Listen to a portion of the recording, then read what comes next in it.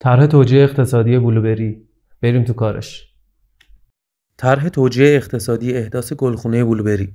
هدف از این طرح احداث یک گلخونه بلوبری با استفاده از بستر کشت کوکوپیت و پرلیته. خب بیا یه نگاهی به مشخصات پروژه بندازیم. ما فرض می‌کنیم که 1 هکتار گلخونه بلوبری می‌خوایم کشت بکنیم و حدود 7000 تا نهال میتونیم درش کشت بکنیم در فاصله 1 در 1 متر و فاصله راهرو از هم حدود 2 متر.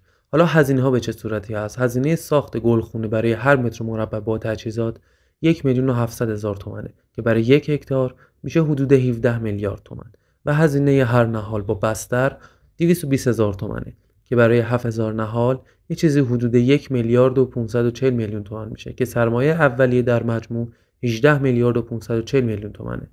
یکی از گلخونه‌های رایجی که میتونیم ازش استفاده بکنیم گلخونه طرح اسپانیایی هستش که تهویه‌اش با فن و پد و بخاریه و نایلونی که درش استفاده میشه تا 7 سال قابل استفاده است و بعد از اون میتونیم با هزینه 525 میلیون تومان اون رو تعویض بکنیم. یه نگاهی به پیشبینی درآمد تولید بکنیم. از سال دوم هر نهال 2 کیلوگرم بار میده که برای 7000 نهال میشه 14 تن بار که اگه قیمت هر کیلو بلوبری رو 1.5 در نظر بگیریم میشه 21 میلیارد تومان.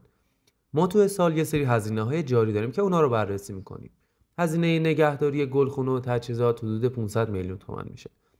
هزینه آبیاری و مصرف کود حدود 1,200,000,000 تومان میشه. هزینه نیرو انسانی حدوداً 400 میلیون تومان میشه و 200 میلیون هم هزینه متفرقه در نظر میگیریم که در مجموع میشه 2,300,000,000 تومان. خب درآمد و هزینه و سود رو با همدیگه حساب کنیم.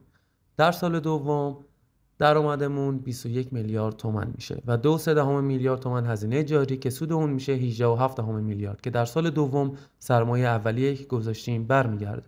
در سال سوم هر بوته بلوبری 3 کیلوگرم بار میده که درآمدمون میشه 31.5 میلیارد، هزینه جاری 2.3 میلیارد که سود اون میشه 29.2 میلیارد. در سال پنجم درآمدمون میشه 42 میلیارد تومان و هزینه جاری 2.3 میلیارد تومان و سود خالص اون میشه 39.7 میلیارد تومان که هر بوته 4 کیلوگرم بار میده. برای دریافت مشاوره رایگان و سفارش نهال بلوبری با ما تماس بگیرید.